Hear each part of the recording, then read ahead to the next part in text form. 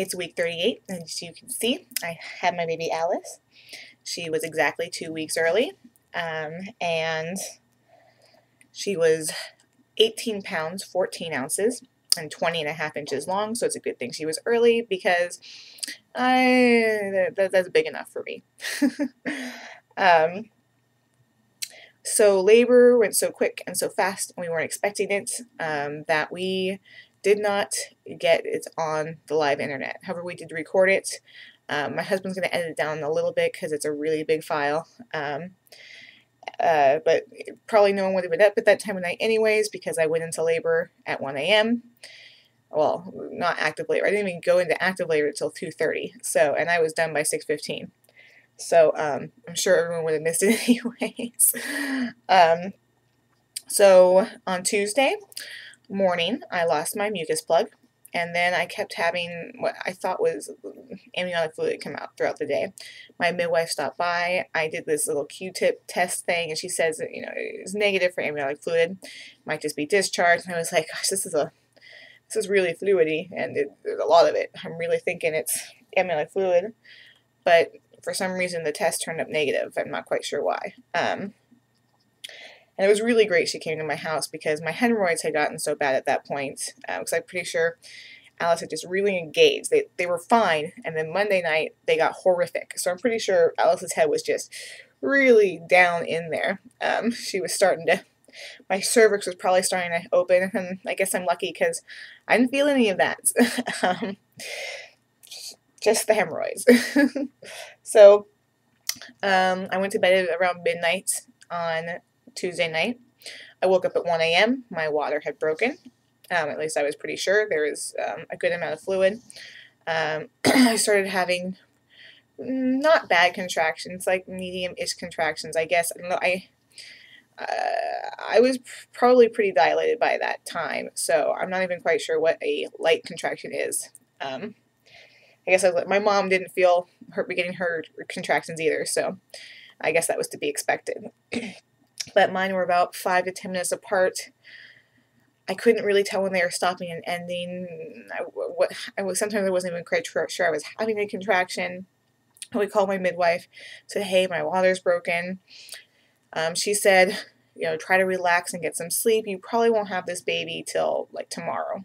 And I was like, tomorrow? I don't know if I can get some sleep. I mean, like, I can barely feel the contractions, but they are, painful, and they wake me up. But I went to go try to relax. And about 2:30, my contractions were so horrific. They were like 2 to 3 minutes long. And it went like from like 0 to 90. Like, or it was like,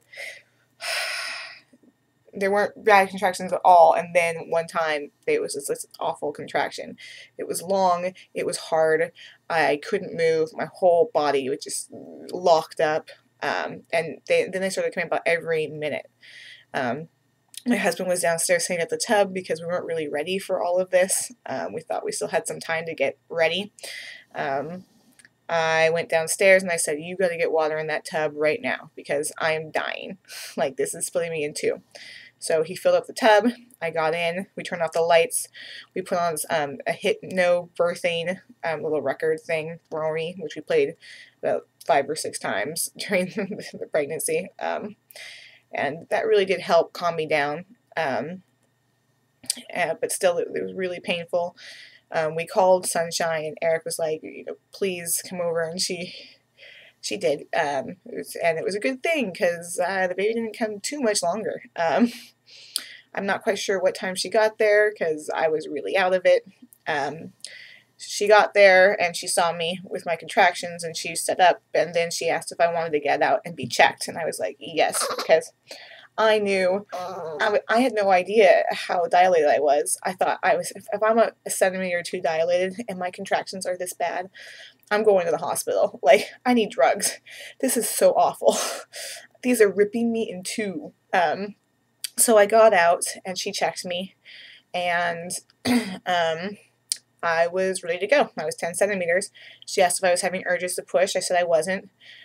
She said if I'd like to try some pushing. And actually, when I was when I tried to push, even though I wasn't having the urges, it kind of lessened the pain, and the contractions were shorter. So that was nice. They weren't these long contractions. And she kind of taught me how to push because I just wasn't quite sure.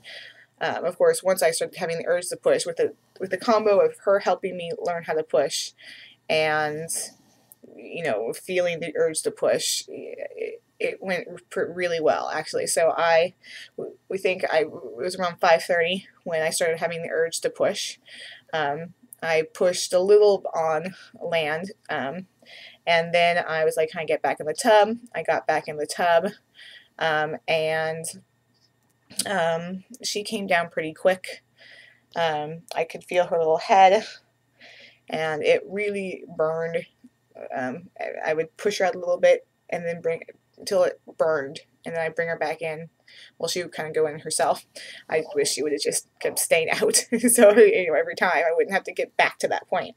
But every time I pushed her out a little bit more, it probably took me a good 15 contractions, maybe more, I don't know, I was really out of it, to push out her head. But I pushed out her head, and then the next contraction I pushed out the rest of her. And so, like I said, I had the urge at 5:30, and I had her out by 6:15, and it was wonderful. And Eric was in the tub with me. I'd kind of been strangling him while giving birth. Just so you know, I scream a lot in the video. I am a screamer. I am a big, big, big screamer. But I grunt when I lift things, so I'm a pretty vocal person. I hope I don't scare anyone. I'm not like those other videos on YouTube where the women are like, I'm like, ah! So, but it was wonderful, and I wouldn't trade her for anything, and I'm so glad I had her at home. It was so wonderful to be able to go back upstairs afterwards, and I haven't had to leave my house or do anything. Or I did have to have a shot of Pitocin. I started bleeding pretty heavily, but we figured I would because my mom had, and at that point my labor had gone exactly like my mother's labor had gone with me, almost exactly. Uh-oh, she doesn't like me doing this video. She wants attention. Anyways, I really suggest everyone having it at home. If I would have had her at the hospital, I probably would have asked for the drugs. Of course, it came so quick, I probably would have never been able to have drugs, which would have been good. But I can now see why people ask for the drugs, because it's better. Or not better, but I mean, you're in so much pain. If someone's offering you relief, you're going to ask for relief. And so not having access to them was great. And being in the tub, I really do feel like that helped. So anyways, I guess this was my last video, and I have my little prize, as I call her. I love her so much, and I'm a horrible mommy because all I ever want to do is hold her, and I never want to give her to anyone else. And if she's sleeping, I just want to hold her the whole time. She's going to be quite the spoiled brat. But c'est la vie. Anyways, so I will email people when my husband has edited things down maybe a little bit, because there's some, boring parts, and you'll get to see the placenta come out. Actually, we finally have the lights on at that point. And that's part of the best video, is actually when my placenta comes out, which wasn't too bad. It was kind of like, I can't believe I have to birth something else after this ordeal, but it wasn't bad at all. That part wasn't bad. In comparison, that wasn't bad. And really, by that point, I was pretty numb down there from the experience, which was kind of nice because I couldn't feel my hemorrhoids for a couple hours after, so that was nice. Anyways, that's all. Thanks.